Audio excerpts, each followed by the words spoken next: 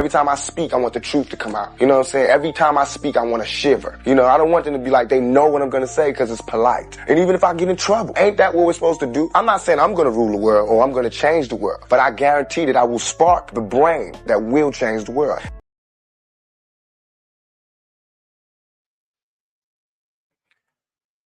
All right. Let's get to it. First of all, welcome back to the H.A.R.D model series. If you've been following this last few episodes, we've been unpacking something uncomfortable but necessary. In episode 3, I argued that Black men are often not allowed to even articulate the friction we experience in our interpersonal and cultural dynamics. Not debate it, not refine it, not improve it, just articulate it. And what happens when we try? We're met with ad hominem attacks, false framing, hierarchy legitimizing myths, and thought-terminating cliches. Instead of addressing the substance, the system redirects, deflects, and avoids it. In episode 4, I'll be examining why some Black men choose to opt out, traveling, relocating, building outside of what they perceive as a hostile structure. But here's the deeper question. What happens before a man opts out? How does he recognize the friction in the first place? How does he learn to respond to it without internalizing it? The H.A.R.D model, hierarchical access, rank, and direction, isn't about blame. It's about observing how access and status are distributed in a system. And when certain narratives are repeated enough, they become hierarchy legitimizing myths. 3 of the most persistent myths about Black men are that there's too many of us in prison to date. The second one, the deadbeat dad trope, the deadbeat father trope. And 3, perhaps the most damaging, that the average Black man is economically inviable. But the data doesn't support these statements. Most Black men are not incarcerated. We're only talking about 2 to 3% at most. Most Black fathers are present and actively involved in their child's life, as according to the CDC data. And the average working Black man is middle class or working class, often working longer hours than many other demographics, while navigating a racial wealth gap that is historical, not personal. When you challenge these myths, you're not just challenging opinions, you're challenging a structure that benefits from those myths. Because if the narrative is that you're deficient, then the hierarchy doesn't have to justify itself. So today's conversation isn't about attacking anyone. It's about asking a bigger question. How does a man recognize when he's operating inside of a high friction system? And what's the intelligent response? Adaptation, strategic disengagement, reframing, or exit? That's why I'm bringing on someone who has personally navigated that friction, a special guest that's built outside of it, not from bitterness, not from reaction, but from observation.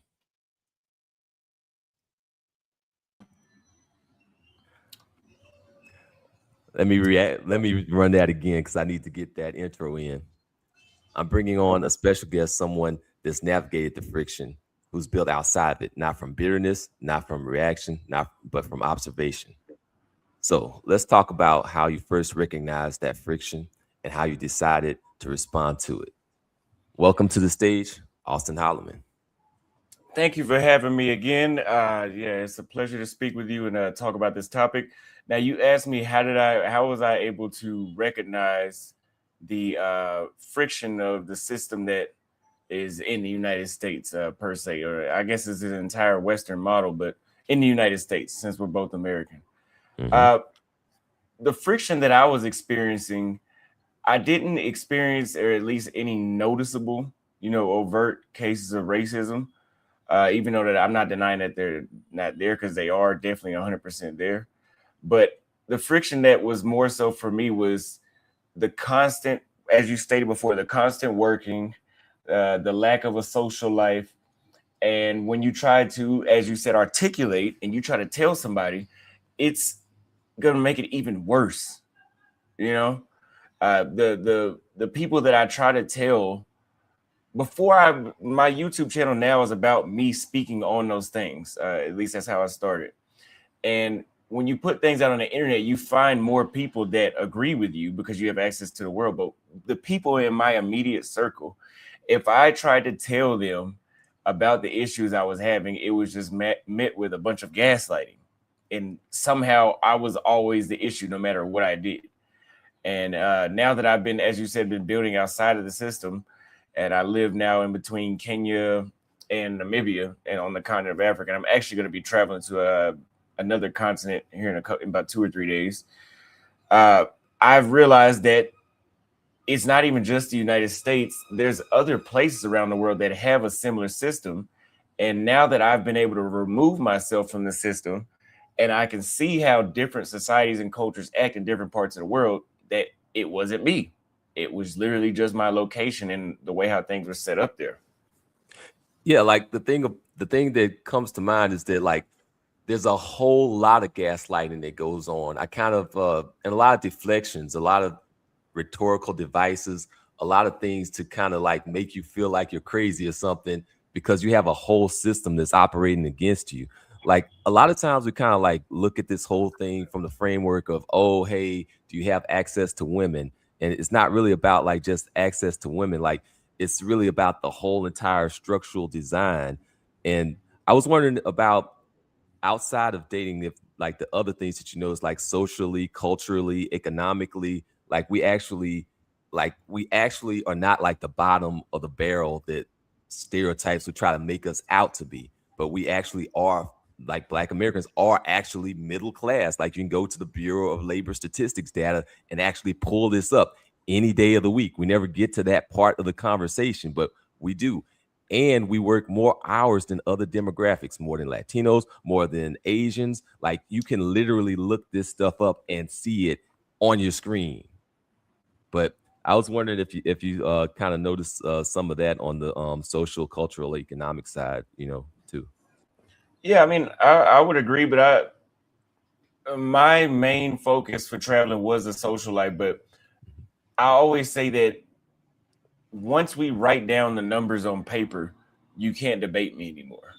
Mm-hmm. Like you can't debate me on the amount of money that you would spend on a home in the United States. I believe the average cost of a home now is $330,000 US dollars. If you bring that money here to Kenya, this neighborhood that I'm in right now of Kileleshwa, you can buy 3 2-bedroom luxury apartments brand new. And that's literally from exiting the system that we have in the States and just taking it somewhere else, as you have on the screen here, to exit rather than adapt. You can propel your career and your finances and everything in life. Everything can be done a lot faster, quicker because of the leverage we have by going to other countries. And that could be the leverage with status, and that could be the leverage with the US dollar and political influence. Well, yeah, that kind of jumps a little bit ahead, but that is an important point that you have you have systems outside of the one that we're currently in, and where we actually rank in the world is a very different thing than what we actually experience here. A lot of times people will try to make this, kind of push this idea that we have to be tough. We should be like thankful for the friction because that builds character. No. I want to kind of like go back into like some of that. Like which ones would you determine were like tolerable and which ones were intolerable, like unsustainable? Because there's a difference between stuff that builds character and stuff that actually just grinds you down into dust. People say that whole like steel sharpens steel type thing, but too much friction basically destroys the freaking material. Yeah, now they can miss me with that. The whole strong woman, I like my women spicy, that type of stuff, that type of friction that we would get from women. I'm not dealing with that at all. Women only act like that in the United States and maybe a place like South Africa. Do you run into masculine women in large numbers? Those are the only 2 places in the world I've seen like that. And that is a new concept. That's why there's friction, because it doesn't work. It's never worked that way. This brings me to like another question too. Like, since you do travel, since you do see things that other brothers don't get to see most often, like, have you seen like any of these like hierarchy legitimizing myths that like followed you amongst your travels? Like, have you like seen that in other places? And like, on top of that, like what has been like kind of like the levels? I know there's like levels to this. Well, can you elaborate more on that question? The hierarchy. Oh, so like so it's like hierarchy legitimizing myths. So basically like negative racial stereotypes is what I'm talking about. I haven't really experienced. I mean, if we're talking about on the continent of, you're talking about the racial stereotypes that we have. We're always fighting amongst each other. We have a bunch of baby mamas, those type of things, correct? Well, more along the lines of like other like well, I guess like other groups and also internal too. Like, cause like there's like negative stereotypes about black men that's both inside, black community and outside of black community. I was wondering like how if you've come across some of those outside on some of your travels and like how you've been able to like kind of deal with it, and has it been like, okay, well, this thing is like annoying but it's not nearly as bad as in the States or something like that. So it depends on where you're at. I remember I did a series of videos when I was in Latin America last in 2024, where I didn't realize the amount of white worship and programming that Latinos had until I actually stayed there for even longer and went to more countries and in more scenarios. Now, nobody outright came up and said those things, but based off of the historical context of Latin America, with them wanting to whitewash their bloodline, I sometimes women can't hear me talking unless if I got a white guy with me and I can speak their language. So what is that about? Now in Africa, is mainly the ignorant ones. A lot of them think that we, as I said before, are just violent black Americans that always have guns. They don't. In places like Kenya, Namibia, and most of the African countries I've been to, they have a very positive outlook on us. That's good, because like I was thinking about like a lot of the media programming. Like we get a lot of media programming here. We have a lot of media programming that we broadcast out towards the world, and we don't often get a chance to kind of like push back on some of those negative portrayals. Like even when we try to open our mouth to say that, hey, this negative portrayal isn't actually real, then we get all these like ad hominem attacks and misdirections, all that stuff. And then when we say, hey, I don't like how you're like spitting in my face about it, then it's like, oh, you hate black women or something like that. Like you never actually get to address the actual stereotypes, the actual topic at hand, because everything becomes like a deflection or something. But I was wondering now, like what you've kind of come across in terms of perceived change in rank when you're out there, not just like, a change in access, like access to women or something, but like more like the rank side of things when you travel abroad. The socioeconomic rank whenever you travel. Yeah, well, like the whole entire perception of status, the whole status. I mean, we definitely get an upgrade anywhere in the world that we go to. And depending on where you're at, I mean, there's more of like there's a perception. Like if you go to Latin America, like you do raise your status up a few notches, but the white worship thing still follows there, so they still don't view you the same way as if you were in a place like Africa. If you're in a place like Africa, you go all the way to the top of the totem pole. Your rank is at the top when you're here.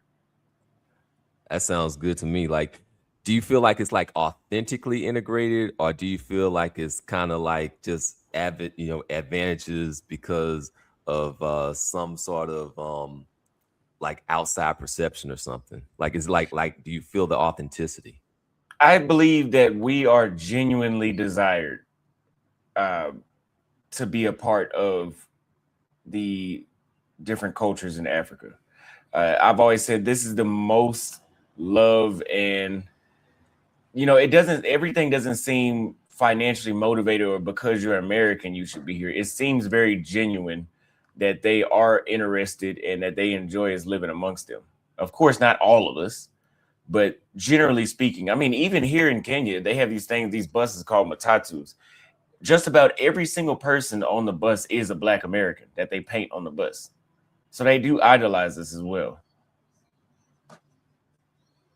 Okay, so like I guess a lot of a lot of this kind of comes down to like it gets like kind of framed as like people that have like the means and the ability to get up and walk away and leave that job and all that stuff. But is there any type of advice that you can give to like the 9 to 5 guys that have like 2 weeks of PTO, middle class, not necessarily influencer money, you know, not necessarily a trust fund baby or like a retiree or something like that? Like, he's not trying to necessarily like relocate right away, but just trying to recalibrate his perspective and get like a better, firmer view of reality in life. Like, what would be his first visit location, you think? If you only have, let's say you said a 2-week period to travel, I'm assuming you're talking annually, which most people, don't have that much vacation time. The average person doesn't. I was a barber and I had to choose between making money or going back to Brazil. So I definitely know what that feels like. I would, of course, pick one of the closest places if you can't do a full 2 weeks straight. So if you only can do a weekend, of course, it's going to be better for you to go to a place like the DR or Mexico or somewhere that's like, just a couple hours away by plane. If you can take a full 2 weeks off, then you have enough time to fly across the world to Asia or Africa. And even if you only get to experience that 2 weeks once a year, the mindset that it'll put you in now that you are a guy that knows better, a guy that knows the truth. Like, because I actually took the initiative to travel to Brazil for 1 week. And I know most people can't do 1 week, but I mean, it's more people that can do 1 week than that can do what I'm doing right now, where I'm living abroad full time. Absolutely. That 1 week literally opened my mind to the point where I stopped communicating with people I had been talking to for years. There was people that I just refused to speak to because I realized how much bullshit they were feeding me. And I'm like, no, I have a level of success that is noticeable. I do deserve better on a day-to-day treatment. And there is more out there. And because of me opening my eyes like that, it put me in this mode where I just went laser focused. I said, I don't know what I need to do, but I need to relocate to Brazil this year. I don't care if I got to get rich really quick or if I can find some sort of way to make money online. And obviously the making money online was through my content creation. It was just like a miracle. It just so happened to happen when my first video went viral that I put up, and I never let that momentum go. So sometimes that's all it takes, is to see that the grass is greener on the other side, to actually get in the right mind to actually take control of your life. So what you're really saying is just takes like 1 week to change your life. Once you see it, it's kind of like when people say, once you see it, you can't unsee it. And once you can't unsee it, now you go back home and you're comparing everything. All right, I'll go back and clip that. Yeah. What criticism of like the exit movement do you think is valid, like if any?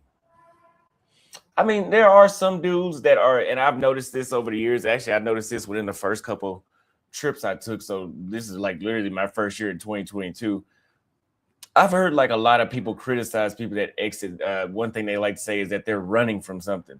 There are a lot of people that I've met abroad that have issues that they are running from, and they think that traveling will fix it. But I have personal issues that I've fixed at a rapid rate just from jumping from country to country and seeing that certain issues follow me. And of course, if I go to India and I go to Kenya and I go to Brazil and I have certain habits that people are criticizing me on, it must be me. But some dudes are not self-aware and they are escaping something. And unfortunately, I don't think that they'll ever figure it out. So you have to always be honest with yourself, and, actually you have to be looking to improve and never thinking you're perfect. Because again, some people are just traveling to fix, some people like say mama issues. Some dudes, I've met some dudes, and me and my mama have fallen out plenty of times. But I don't have those same issues that they have. Like they are literally running from something. So what is some other critiques that you heard? It sounds like you're saying that it can actually help your self-awareness going and traveling, because then you can go and you can see, you have a comparison basis. So you can say, okay, this thing happened over here, this thing happened over there. Okay, so now there's something that I can go back and look at and then try to work on. So the main thing that I've heard around, because like we get a whole lot of freaking ad hominem attacks. Like the main thing that I've been hearing going out there in social media land is that, oh yeah, you guys can't get access to women here. Everything kind of comes back to access to women. Like I could be talking to you about why I prefer quantum field theory over string theory, and there's gonna be somebody out there in a panel somewhere that's gonna say you just can't get women, some dumb stuff like that. Yeah, I've noticed that as well. I have no clue why they're so hung around it. I mean, women can be the motivator. I mean, it for sure was my motivation. But as I said before, once I actually started living and traveling, or just, spending more time out the country in general, I should say, I started looking at things number wise. I started looking at the fact that when I was living in Salvador Bahia, I could hear, see, and smell the beach for $600 a month. I was that close to the beach, and it only cost $600. Versus in Miami, to be that close to the beach, you're looking at 6,000 or more. Yeah, that's a whole entire quality of life thing. There's a whole lot more to travel and a whole lot more to life than just women. And then getting like access is not the same thing as getting like genuine respect, rank, and status. Like just getting hired is one thing, but you got hired as the freaking janitor. Like you gotta look at the next step after that thing. Like, and we never get to those conversations here. Well, I mean, yeah, it's definitely, it all boils down to, like you said, the quality of life. So for example, if you are making $1,000 a week in Dallas, like that's not rich. You're pretty much just doing all right. Like that's nowhere near rich. In 5 years, it's going to be feeling like a lot less than it is right now. But if you're making $1,000 a week and you're living in Kenya, you can work less hours and you can enjoy more luxuries at a cheaper cost because everything is divided by 4 here. The nicest steakhouse in town, there's a restaurant here at the top of Movenpick Hotel, and it rotates all day, and it has an entire view of Nairobi. And if you go over there and you have one alcoholic drink each on a date, and you both get, I don't know, a rump steak or whatever you want to order there, you're gonna come out of that restaurant with probably a $60 bill. And keep in mind, if you take your same salary of $1,000 a week, like you can pay all your bills with that $1,000 a week, and then you still have $3,000 left over. That's major, because that means that basically you can change your quality of life. The life that you have on offer to the people that enter your life can be substantially improved and influenced by that as well. It's kind of like a domino effect. Would you say that relocation is more of a transformative thing, or an optimization thing, or like just like kind of like a short-term workaround? Like, do you see this as like a full-on solution, or just kind of like a little patchwork? It's a full-on solution. I mean, you're basically cheating the system, and this is something that basically Europeans were doing during colonization, going to less developed places with the knowledge and the business savviness to go. Well, I guess they were using slavery, but they were bringing the opportunity there. And again, those white plantation owners that had slaves working for free, that got, hundreds of acres of land. Well, think about the amount of inflation since the slaves were liberated almost 200 years ago. And so you're not using slavery, but you're doing a similar thing where Kenya has a lot of stuff, but it doesn't have everything. You come over here and you open up I know a guy that's opening up an aquarium here, and I didn't realize they didn't have an aquarium anywhere in Kenya, but this is a place where stuff is needed. Oh, that's wow. And it's cheaper. Again, it's cheaper. The price of a luxury apartment here, as I said, in the prime side of Nairobi is $100,000. And if you go further outside the city, 30 minutes, that price can drop in half. It sounds like a lot of this is seems like to me like I know the answer to this question already, but I'm still going to ask it. Like, where did you experience the least friction, or like less friction than you expected? And where did you experience like the most in terms of like bureaucracy, business culture, masculinity norms? law enforcement interactions, like the whole thing, race categorization, all that good stuff? If we want to go to law enforcement, I had the most friction with law enforcement in Brazil. The first time I thought I was going to get shot and killed by the police was on my first trip to Rio. There was a misunderstanding, but I can confidently say that because I was a Black American and not a Black Brazilian, my life was spared that day. I probably wouldn't be here today if I was Black Brazilian, because they definitely weren't playing. Yanked us out of the car, had the gun so close to my face I could smell the gunpowder as if he had just recently shot it. Yeah. The laser in my eyes, screaming on the side of the freeway. You know, that was the most friction I've had with law enforcement. I have not had one similar incident. Like, I've been extorted by police, but like those police were like, I probably could have put my hands on those cops and they wouldn't have done nothing. Right? Obviously, you know.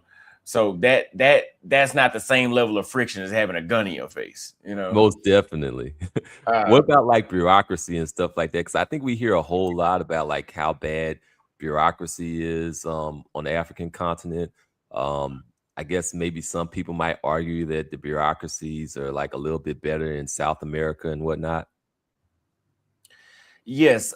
So I would say the continent of Africa is going to be, from where the 30 or 31 countries that I've been to, the continent of Africa is going to be the #1 place you will experience corruption. Like, again, governments are corrupt everywhere. I don't think there's a government in the world that doesn't have corruptions. Corruption is part of human nature.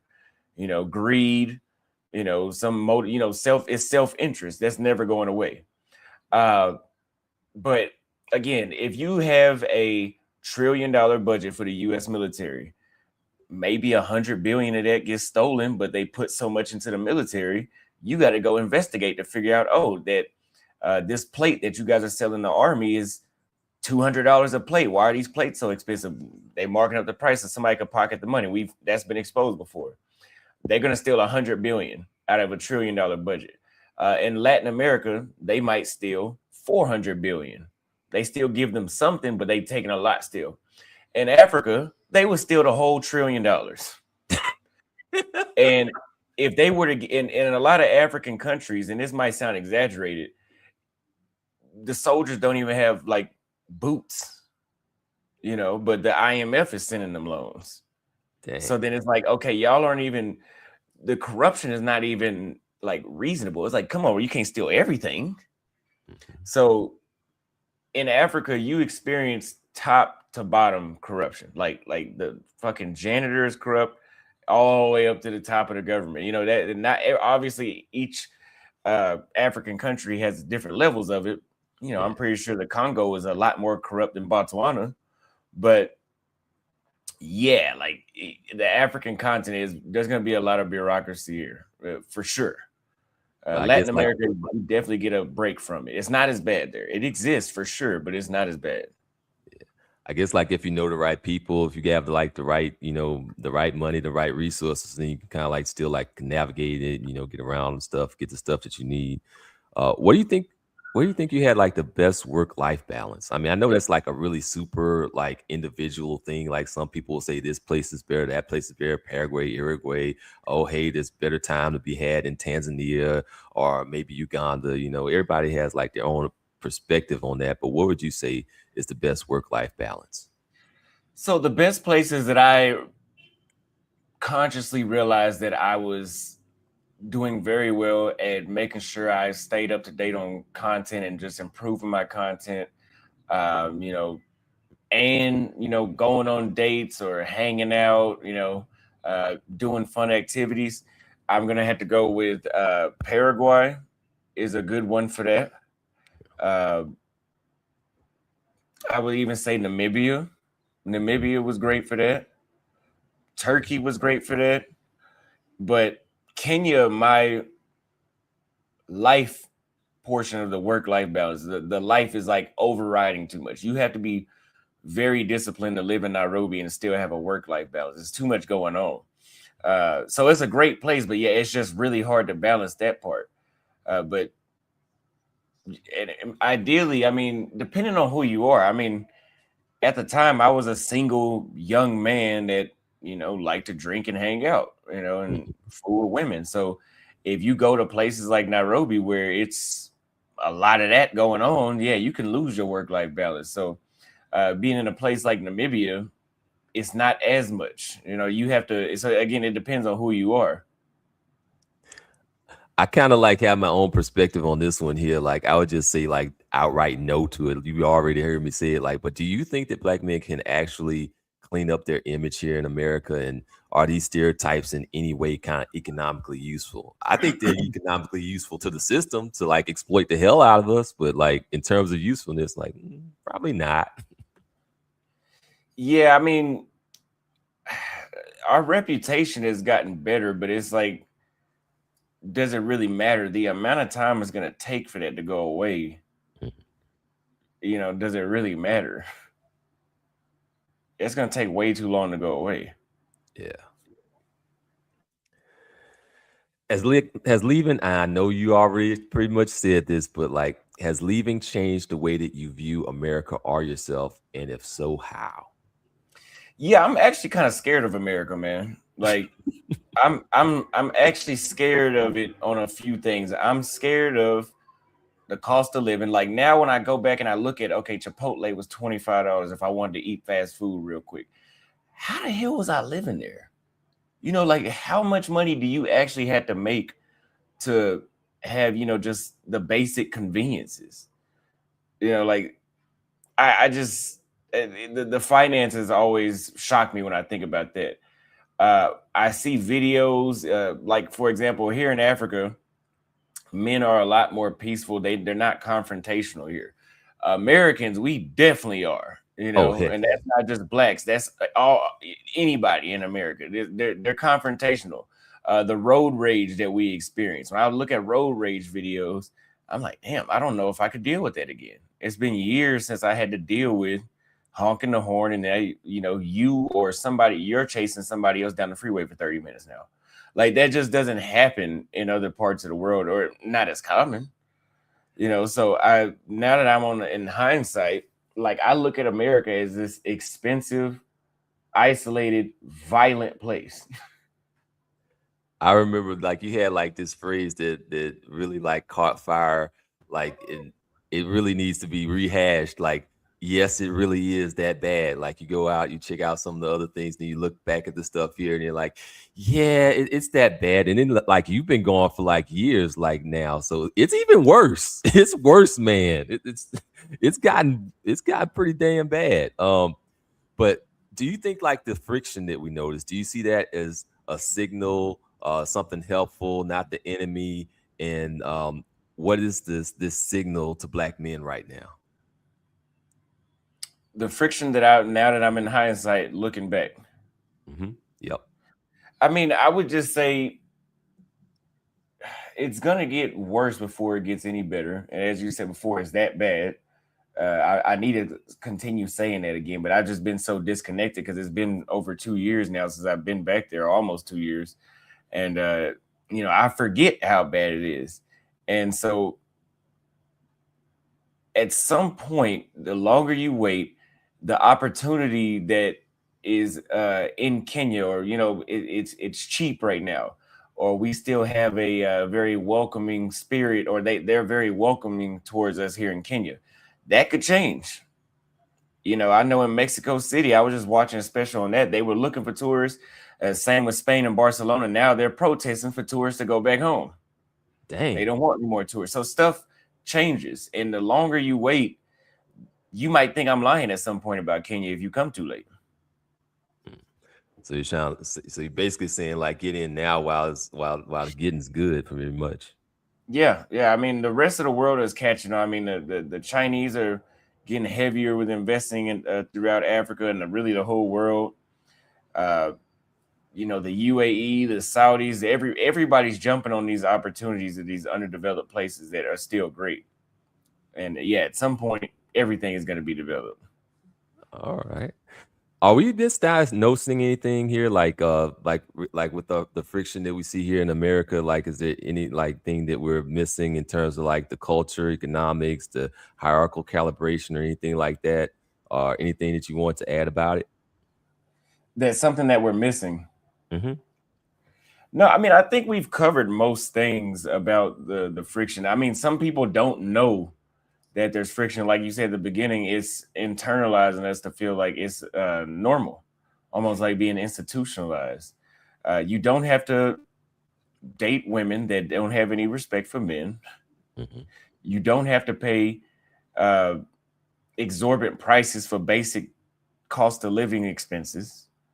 You know, everything is. I think I need to go back to the States and stay there for 3 more weeks and experience that all over again to revive that fire I had on that specific of how bad it is. Uh, we're our culture is just. I've given up on it. I remember like I kind of like talked about this a little bit earlier, but like I guess kind of like and you pretty much just answered it just now. Like um is there any danger in like the ease that we actually experience when we go abroad? Like is there any like anything that's kind of negative about that ease? Well, I don't want to be too extreme with this example or this analogy, but it's kind of like dictators in certain countries that have nothing but yes men, and their entire country worships them. You know, and if anybody dares to say otherwise, they'll get rid of them.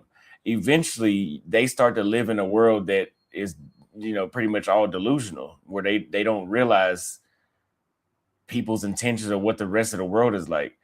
Uh, if you come to a place like Bali, let's say, and it's very cheap to be there.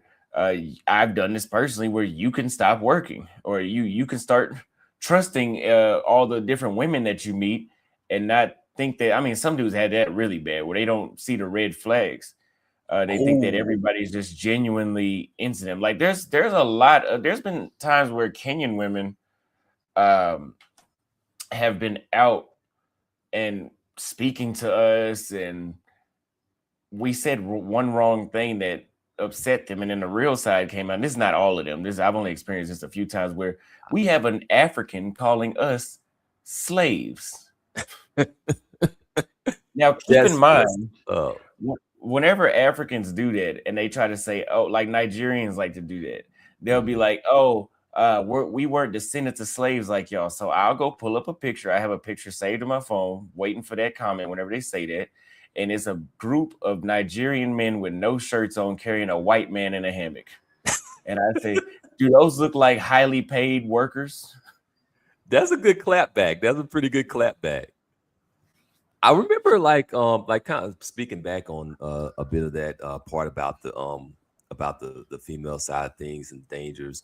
I remember like multiple times, and you've been a barber before. Like I remember like sitting in the barber chair, I'm getting my hair cut one day, and guy comes in and he's getting his cut next to me, and he like just like breaks down like kind of like crying and like screaming and stuff about like how this chick like robbed him. Like he was supposed to like meet up with her or whatnot, um and he's thinking that he's making some sort of connection and whatnot.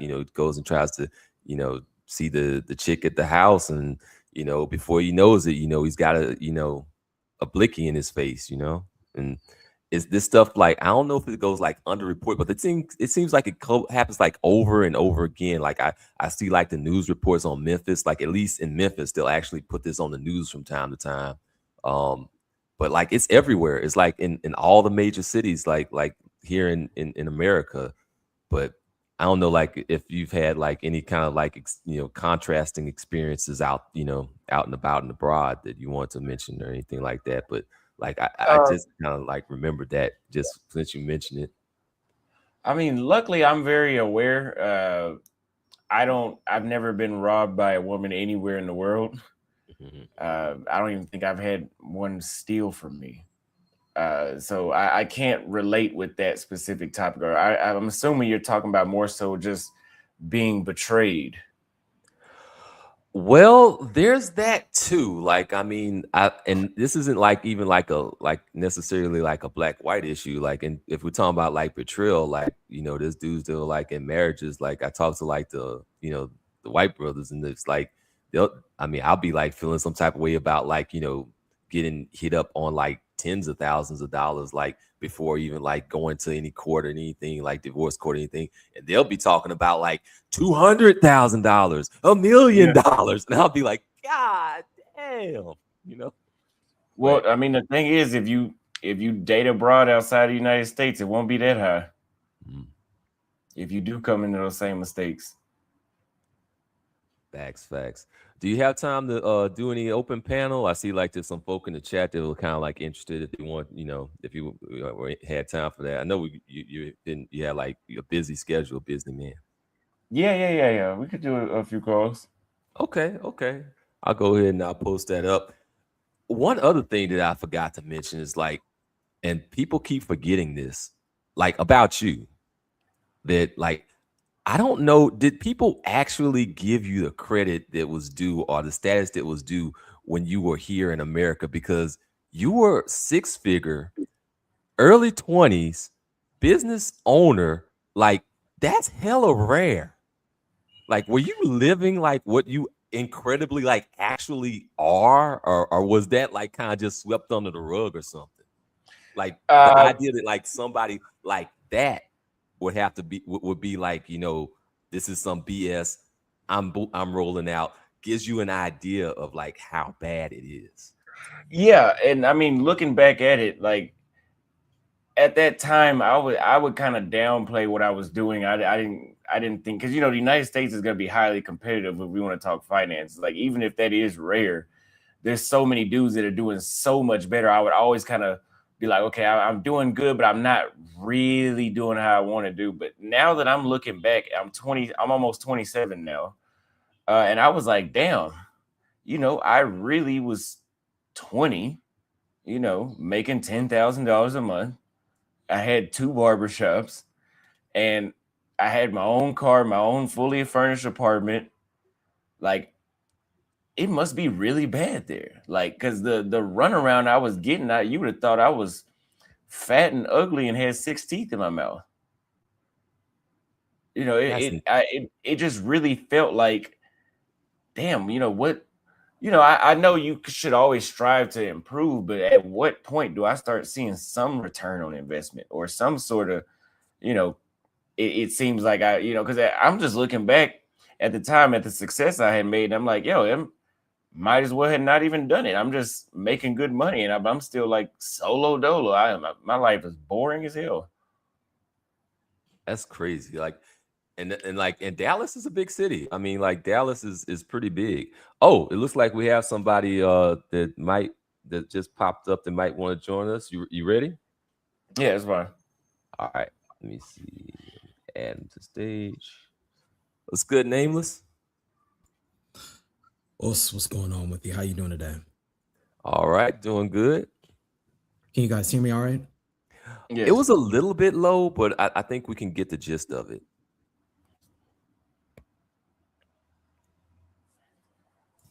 Okay, how about now? It's cool. Can you hear him, Auston? Yeah, I can hear him. All okay. Right, cool. Okay, so I was examining what you were speaking about as it relates to this H.A.R.D model. And I don't know if you've heard me on panels before like that talking about social dominance theory. Yeah, that's what inspired it. Like I went through the book, went and put it like on Spotify, not Spotify, I'm sorry, Speechify, clipped out the sections that I liked out of it. I saw that like the first part of it was they went over like other models, and then they kind of made that transition into why they believe that this model is a more solid model for actual reality. When it got to like some of the like maybe last third or maybe last half of the book, it was a lot about just pulling those receipts and showing, hey, this is real, this is real, this is actually real. Like, look at how many black men don't get a call back when they're applying for a job just based off of their name and everything. Like, yeah, this is based basically on that. I think it is an extremely useful tool because, as you've identified, Auston, he's an excellent case study in a lot of these instances primarily because he did what you're supposed to do on paper. And most people are familiar with having this put into their face by way of critical theory. So we're very familiar with the idea of the triple dip and what the Combahee River Collective and all of those individuals put forward. We grew up on that.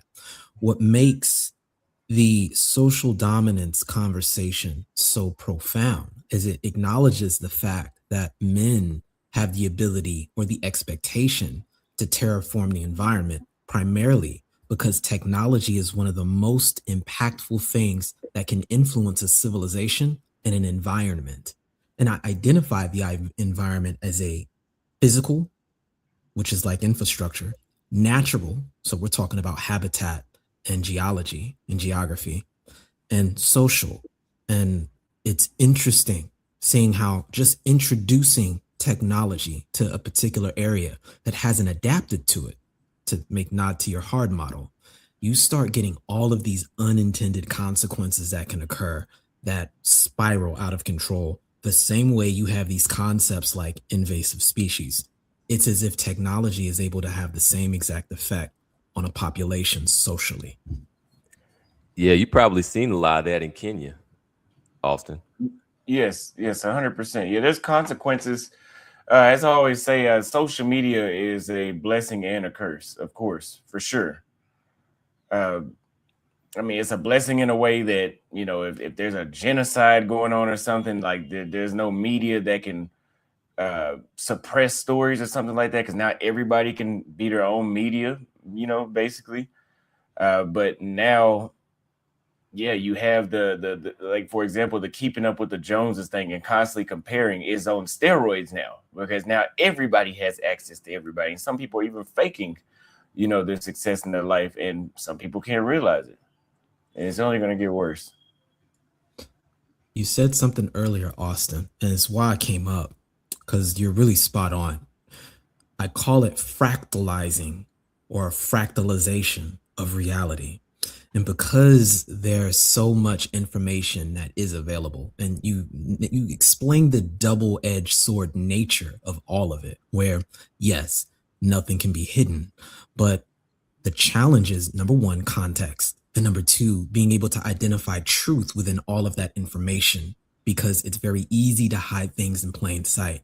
So if you want to look for a narrative that was conscripted to encourage a particular way of thinking that may not be in that person's best interest, it's very easy to put that information out there, not only just through AI, but just starting the grapevine or the telephone game that most of us experienced in school. And people take that hook, line, and sinker because visualization is about 80% of the way real as far as the way your autonomic nervous system experiences it. In other words, you can recreate a genuine, in quote, experience from artificial stimulus, and that should terrify people. Mm-hmm. Yeah, there's a lot to what you just said there. I mean, if you've ever kind of seen the way that women will, and I'm not trying to like keep pushing things back to women, but like the way that they will respond emotionally to things goes back to their subconscious. And when you're putting these images in front of people, you're programming them subconsciously, and they're acting on that subconscious. And so that perception that might be like a whole, like just a tiny fraction of what is objective reality will get presented as if it's the rule. Like you'll see the exception presented as the rule, and then they'll argue with you about what reality is. You see this in this idea that let me backtrack. I'm working on a new social theory that I want to introduce, and I'll be talking about it pretty soon. I call it social valence theory. And valence is a phenomenon in chemistry that allows for molecules to bind under specific circumstances. It's the whole reason why we have carbon. It's why H2O is a thing. It's a matter of the number of electrons relative to one another. And I think there's a very similar thing that happens socially along with conditioning. And what makes men, I think, unique, which is really articulated well with this thumbnail you have here.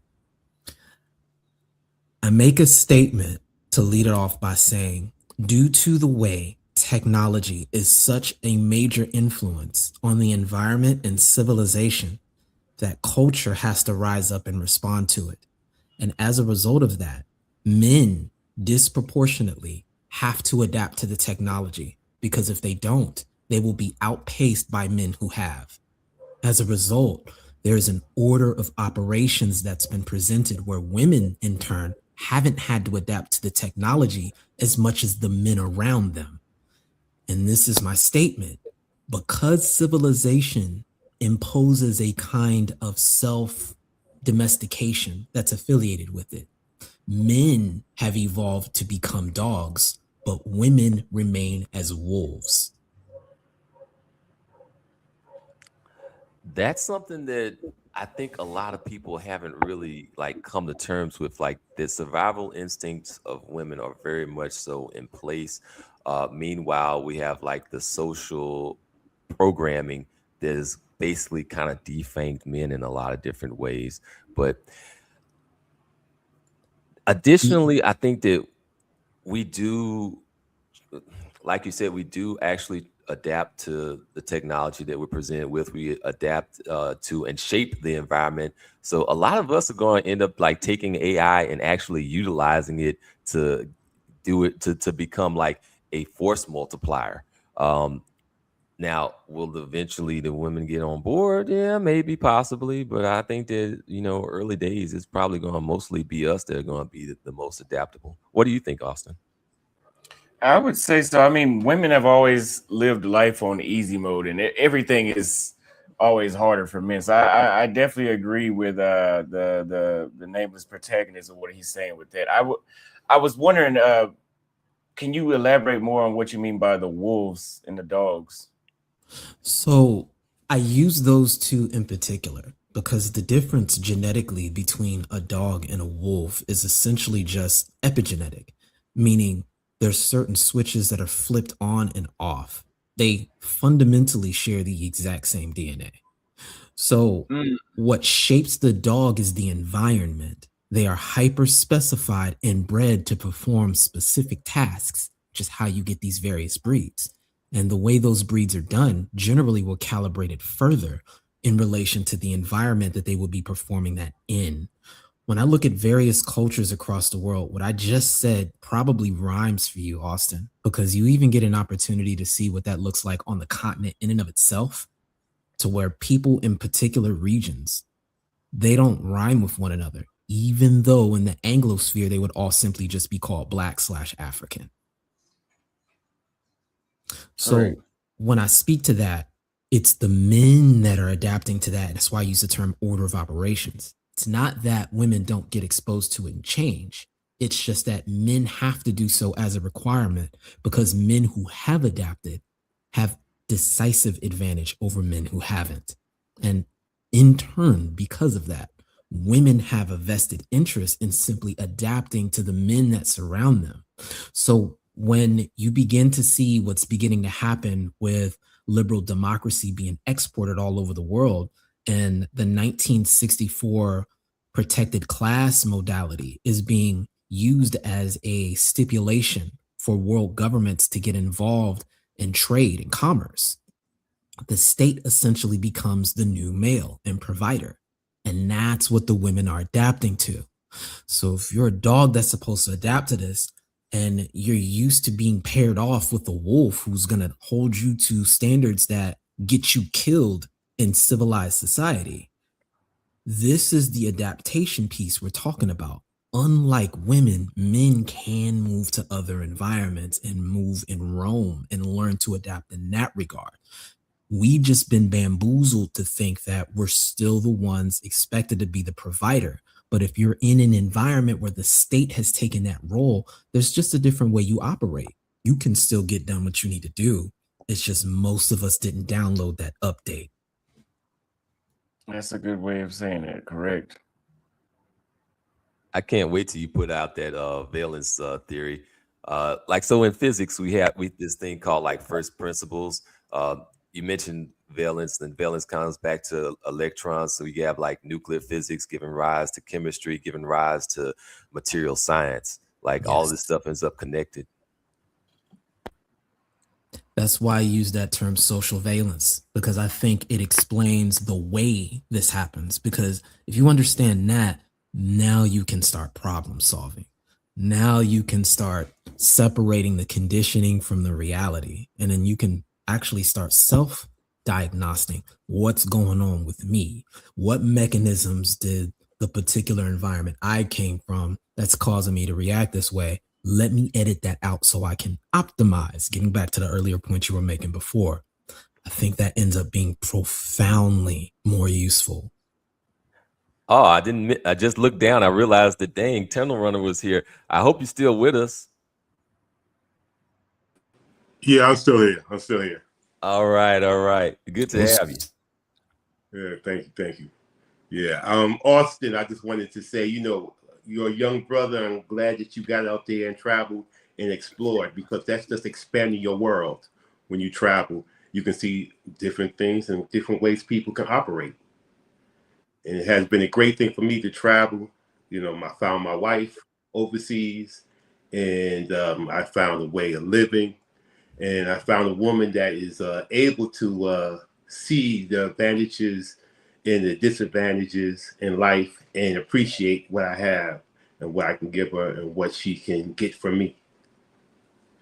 Yeah, I could agree. I mean, that is a common, that's something that you can find in the States, but it's just the likelihoods and the amount of hoops and losses you'll go through before you get there is just unlikely.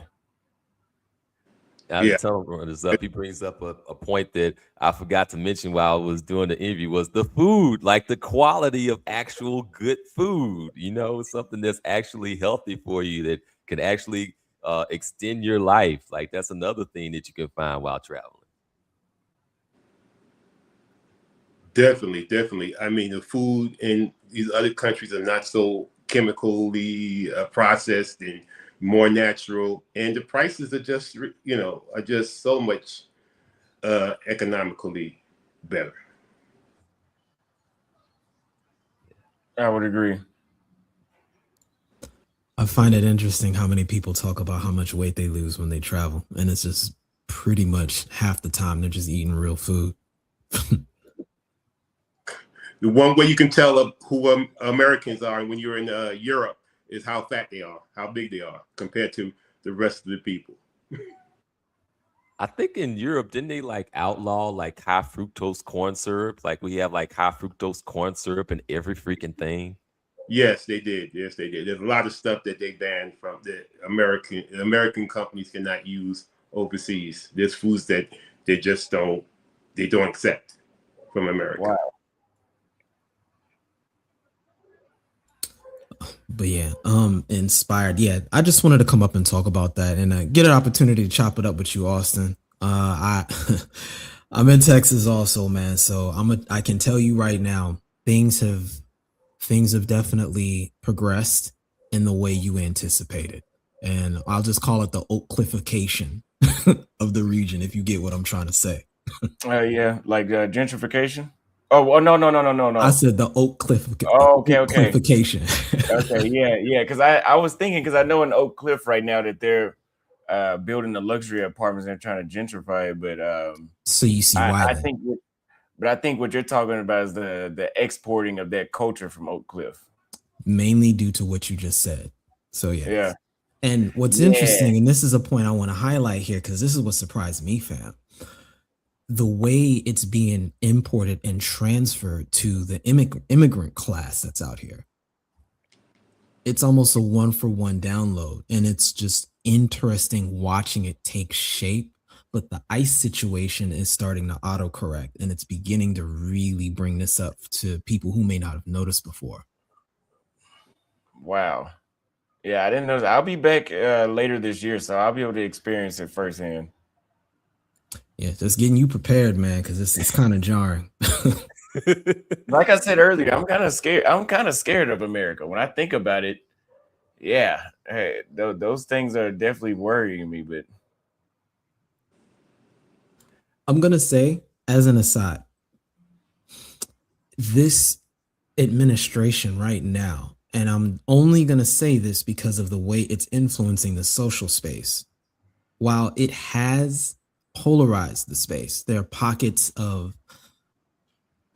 there's places that are being left in preserve that you can operate still. And I'll say that there's probably more opportunity now than ever before, purely because of the push to start moving towards a technocratic progression.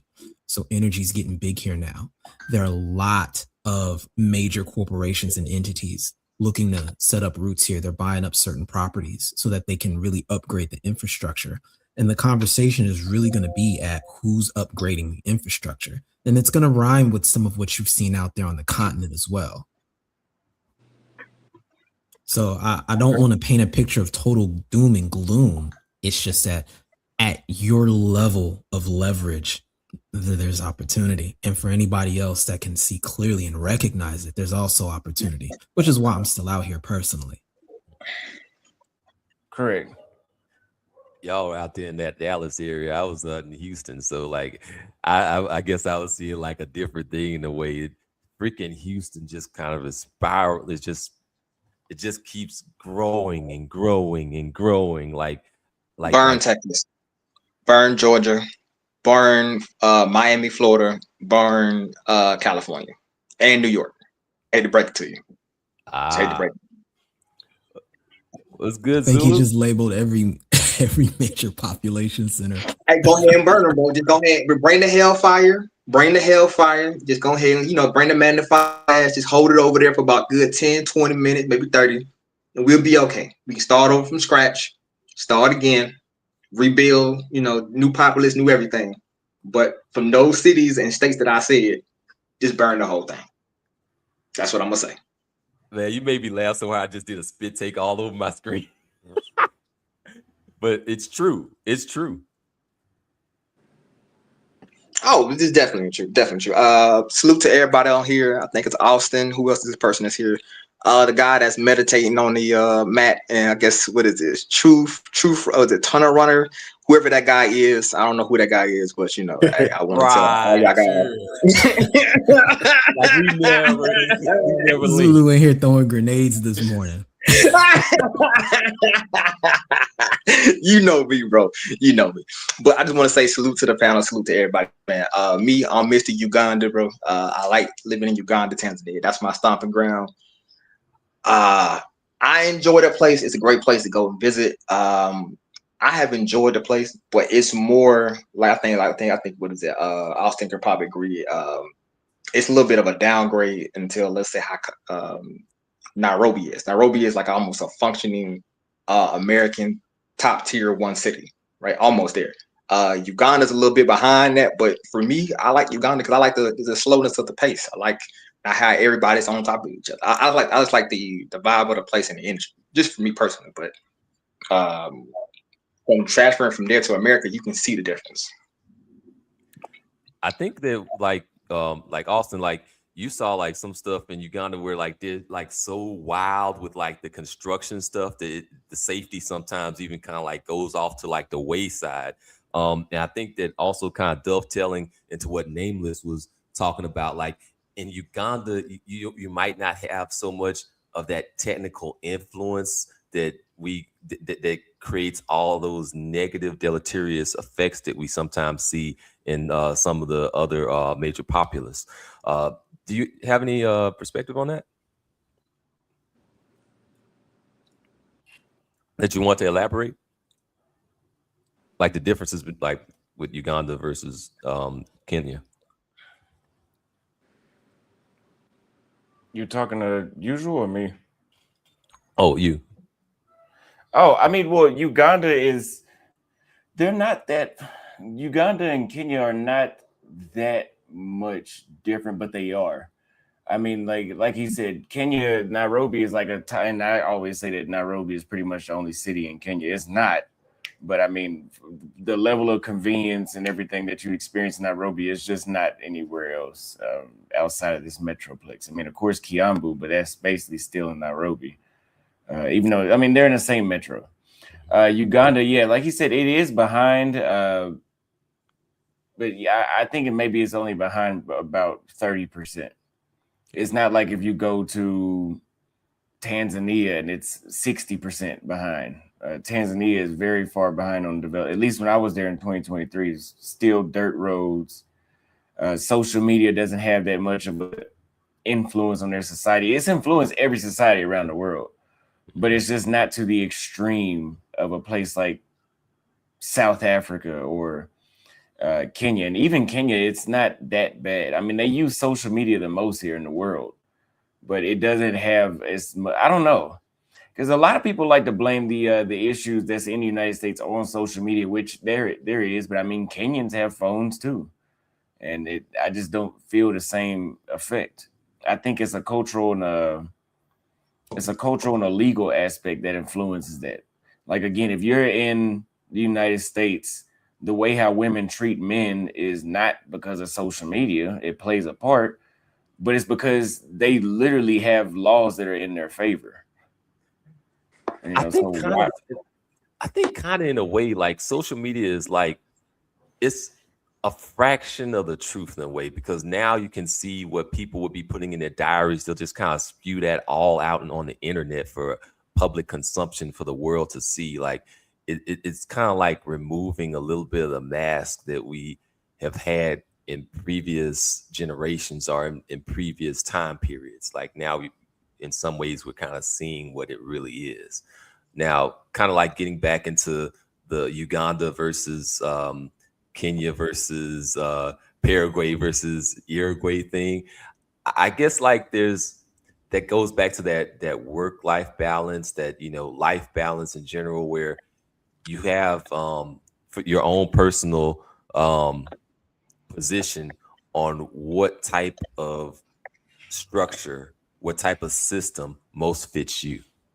And for some of us, it's going to be Uganda. For some of us, it's going to be Paraguay or Uruguay. And it's all about kind of like finding that fit, I think. And for some of us, it's going to be Colombia. Hey, let's not forget Colombia. Is also a good place. Oh, Colombia is a good place. Let me go ahead and say that now. Colombia is a good place. But you see how there's a pattern that's emerging. And I'll say this from my subjective opinion, and you guys can either validate or place a discrepancy on it. I think that the Anglosphere has a particular pattern. And the way I'm describing Anglosphere is any location on the planet where English is the first primary language. There's a particular way that form of socialization has interfaced with the global South and locations in general. And the last thing I'll point out is I think the biggest discrepancy in the United States is simply the fact that women they weren't part of the initial founding equation. They were imported.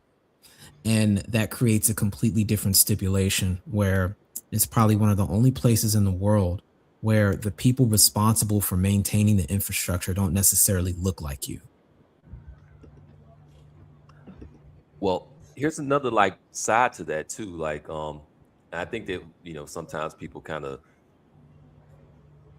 like bring it up, but we don't really kind of think about it, that like even now to this very day, selective service, that's us guys, that's us men.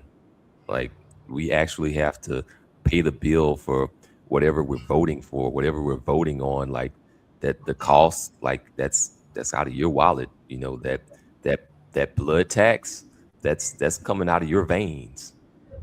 This is the side of that you might want to keep in the back of your mind whenever you're thinking about anything that comes up. Yeah, and I was bringing up the Anglosphere just to show how, again, it's the way women treat the men there. I'll give you an example. You can see, if you've ever been to India, that's part of the Anglosphere now since they were colonized by them. A lot of them speak English as a first language. Feminists from there don't remind you at all of feminists from here in America. And when you actually sit down and talk with them, the way they behave is a baseline. They're so culturated or acculturated within their culture that their passive behavior is literally a breath of fresh air, when all the men that live with them would say that they're being disrespectful. For us, it's not even It doesn't even ping on the radar as being negative. In fact, it's almost positive, because in many instances, they can still be upset at you and you're still going to get food cooked. They're still going to talk to you rationally. They're not necessarily going to raise their voice. But you start seeing some of that disappear once they get socialized here in America, and then more specifically introduced into those education systems, particularly at university. I'm saying this to highlight some things because maybe they may rhyme with some of the experiences you're noticing with discrepancies as you travel the world. Yeah, I think it. I've always said that it's because the United States is like a new country where the people that were there and their culture was pretty much wiped, and everything is just a social experiment. So whatever, like we don't have a base the way how India does or the way how Kenya does. Like Kenya is a new country, but that society has been here for thousands of years. The same way how India, Hundreds of thousands. right? Huh? I would say hundreds of thousands, because they're like, in comparison to us, they're ancient civilizations in comparison. Yeah, versus the United States, that's everything that's being done there is basically new. I say the same thing, yeah. Because when I notice when I'm talking to, like, let's say, I think I was speaking to a South Sudanese woman yesterday, right, through TikTok. We had a small conversation, right, and then she was like, "What's up, nigga?" And I was like, "Now, if you was me, you was talking in South Sudan, you wouldn't even call me that." And first off, in person, if you said you did that in person, I would slap the mess out of you. Why do you think that's comfortable to say that now online? And she was like, "But I'm in America." I was like, "Don't even play that," right?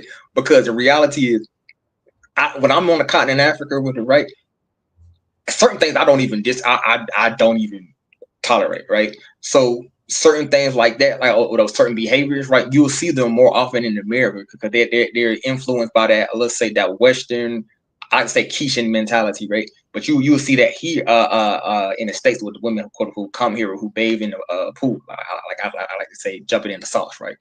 And they jump in the sauce and they get that flavor and they try to bring that sauce back to their homeland and they figure out that sauce don't work there, bro. That flavor of a wing that you're trying to sell here don't work here, bro. So, that's all. Well, there's one thing I can say that's so good with my situation is that since my wife doesn't speak English that well, she's just learning, she wasn't able to be influenced by English speaking women.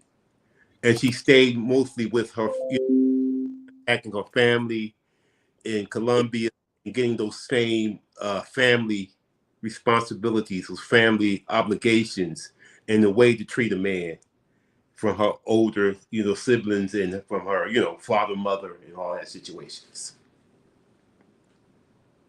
Oh, I think you got a roll in a bit, right, Auston? So I'm gonna let you dip out. Maybe one more question we can get, but like Tunnel Runner just hit on something that was really, really important, and that was the idea that when you get the woman that you find in your travels and you bring her back home to your family, now you have to worry potentially about family influences, like negative family influences impacting that.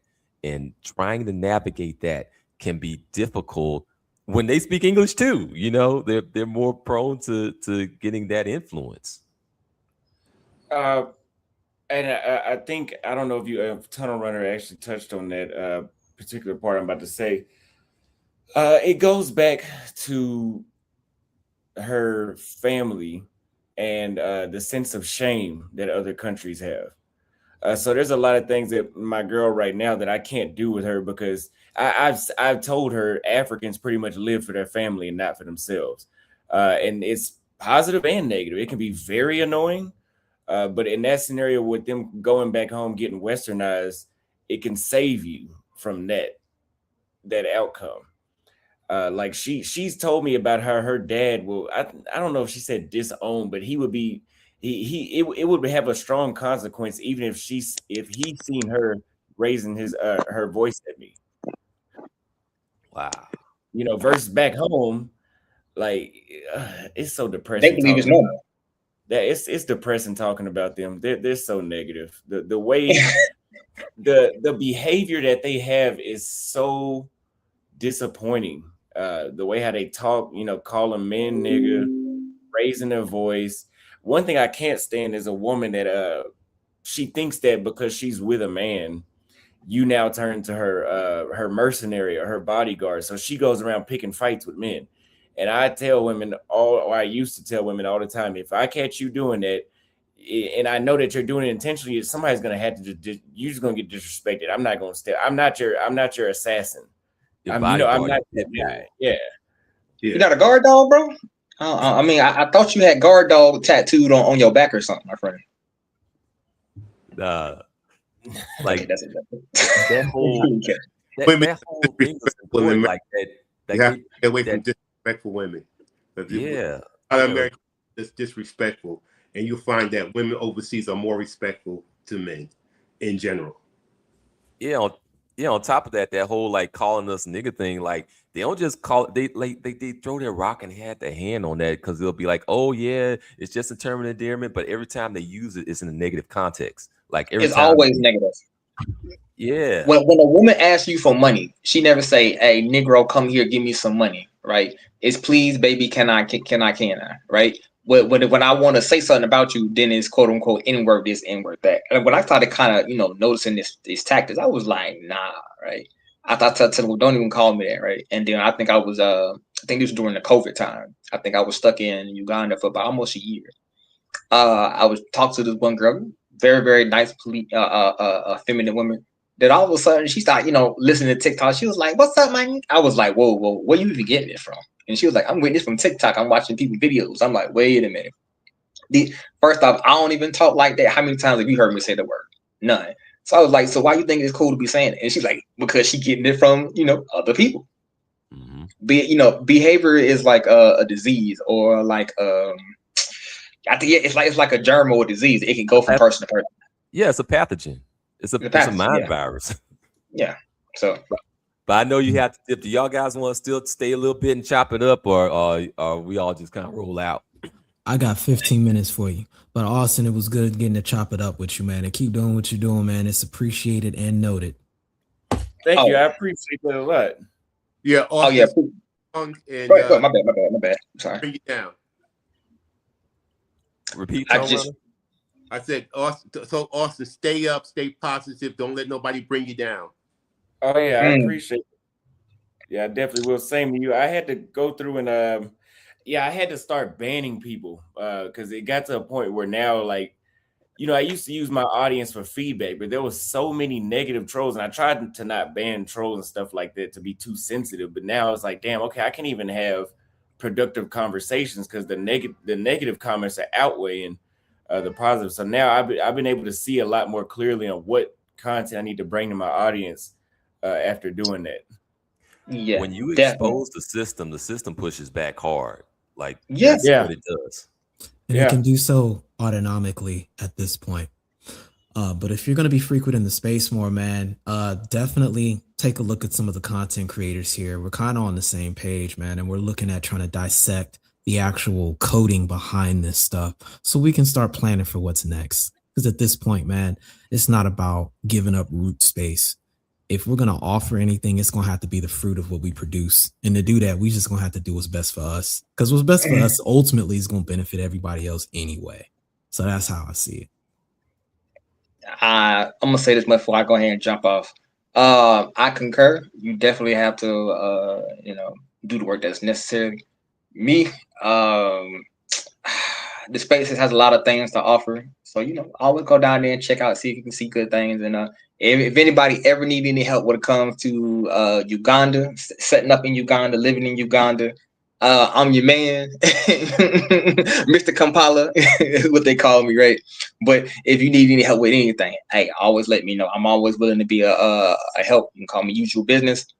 Hey, I'm always available. Much appreciated. All right, I'm gonna get with you because I gotta visit there first.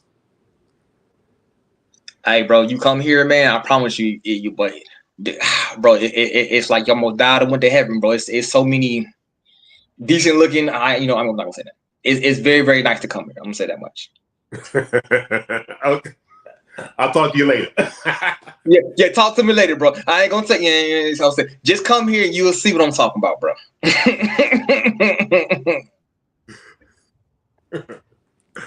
All right.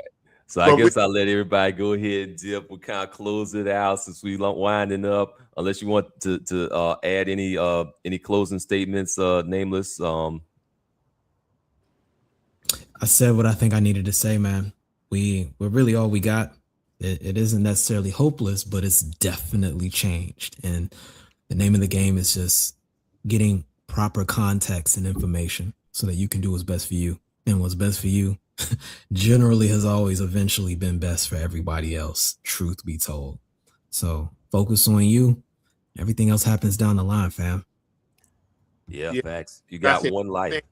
One thing I do want to say, we have to also realize there's a group of people who don't want to see us do well. Black women, black men, white men. A lot of people don't want to see us do good. So that's why we have to take care of ourselves and do what we can do the best for ourselves, because there's a group of people who don't want to see us succeed and be successful. We have to always remember that. Thanks. Right. Thanks to everybody that came up. Thanks so much to our special guest, Auston. Thank you for having me. And this concludes this one. We kind of loop back in when I do my 4th episode. Drop that one there about what happens when men get out of the system. So peace out. Y'all have a great day. You too.